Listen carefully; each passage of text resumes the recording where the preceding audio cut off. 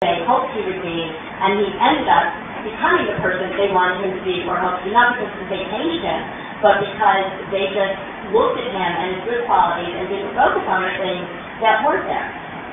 Before I get the question, I would just offer you a piece of wisdom from my father when my brother got married.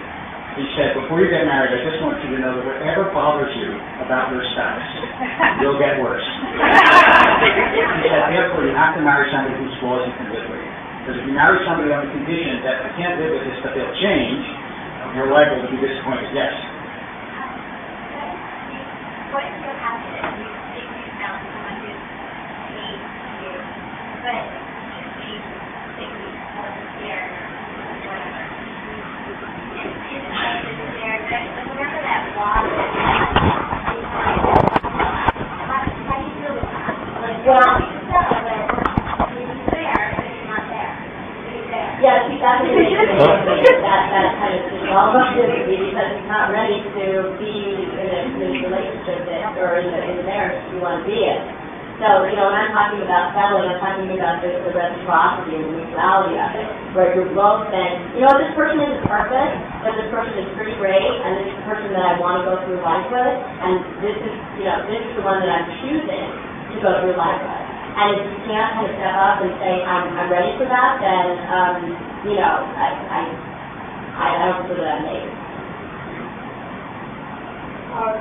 After our lives and things that I start to realize that it's always perfect, but when you're on a page and you feel like there's something not quite right, like someone who was flawed or what kind of advice you have, I work past that, or you understand, doesn't feel quite right.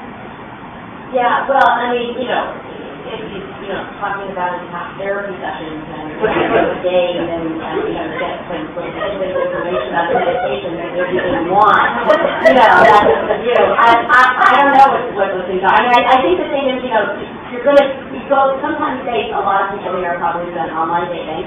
Say you meet someone online, and you have this phone call, and you have this great phone call, and you have these great expectations, and it's going to be a great date, and then they don't quite look like their picture when you meet them, and, they're not really as witty as they were in their profile, because every tax over there wrote the profile, and you kind of say, oh, wow, you build it up so much. But, you have to sit there and look at the person across the table from you and say, what is there? What do I like? It's not like you have to decide you're going to get married on this first date at dinner. It's about, am I enjoying myself? Do I want to see this person again? Do I want to spend another 2 hours with this person and see what's involved? I am curious whether, I know this is true for men, and I'll take a question in a minute, and it's one of the phenomena of modern life, but it has become so easy to be alone. That is, you can be alone and you can be on the computer and you can watch TV and you can watch 1,000 different channels at any hour of the day or night. That the drive to find somebody to spend the evening with is a lot less than when you see. How do they think about a person who's not so great? If you had nothing to go home to, you might actually go out with them again. But if you go home with 1,000 different movies, do you think that's more pleasant than? Well, I think the thing is, if you think that you're not alone, that are dating, and there are like 100 people emailing you, and they think that I don't have a date right now. Cool.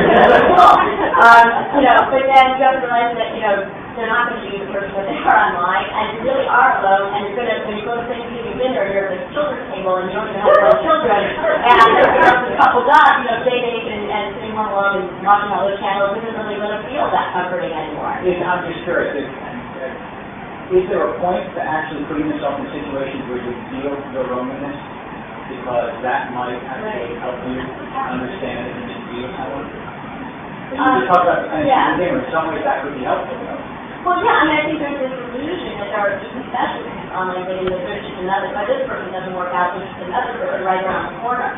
But, I think the reality is, around the holidays, people get very lonely because they realize, I don't have this other person that I want to share my life with.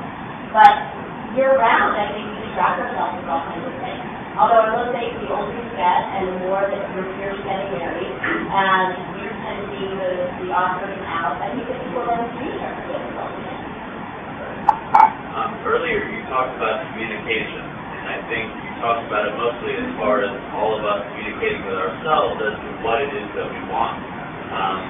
But following up on the question on the other side of the room, for the communication that happens between you and the person that you're with or the person that you would be with, how important is that conversation to have, and if timing is an issue in a relationship or a would-be relationship, how would you address that? Well, people who say, there are always what I call, those premature explanations. Like I love you too early, all of those, oh, look at these gaps. Those kinds of things.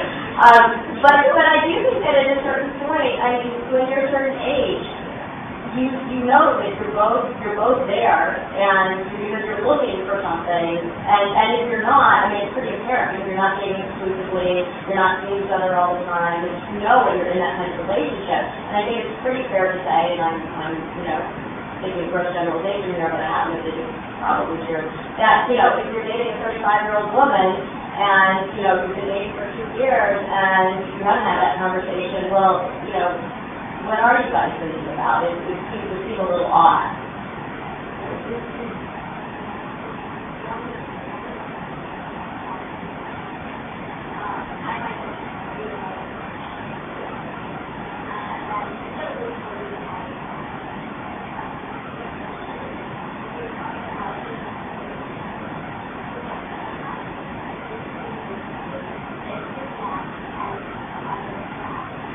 The question is, do you believe that everybody has another half? I think everybody has a lot of other halves. I think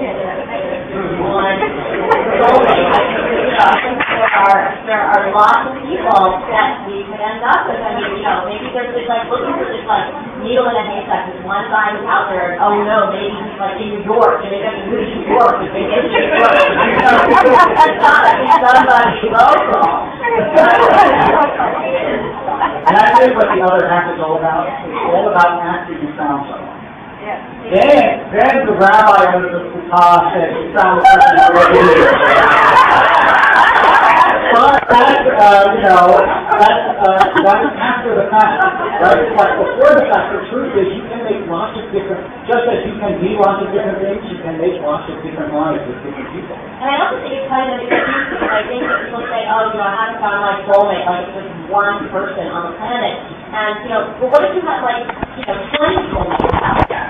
What kind of loser are you if you haven't found someone, there are 20 out there. So, I have to think for myself that you think that there's one person out there, you can say, oh, but the reason I'm not married is because I haven't found my soulmate. But there are lots of people that you can connect with, but you're overlooking them because of all the reasons that we talked about tonight. So if you think of love as something that you build, as opposed to something that you find, then you realize that you have lots of potential to build it.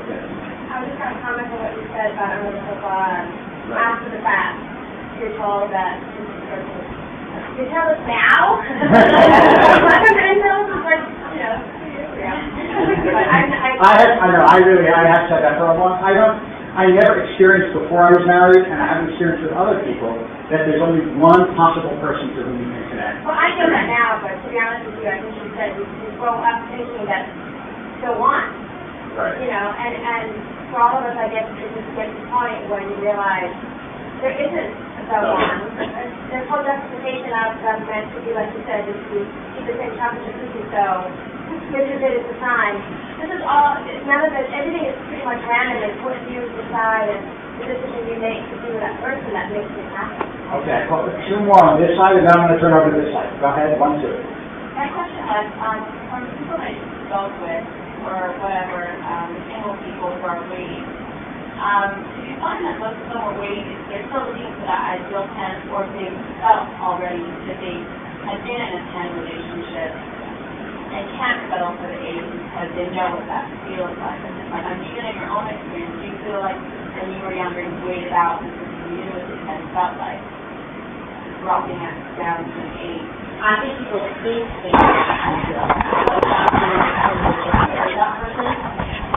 So, people think that you say, oh, I'll know true love, when I see it. But the fact is, why didn't you be like, that guy I had an intense connection with, but why didn't you marry him? That was his end. Okay.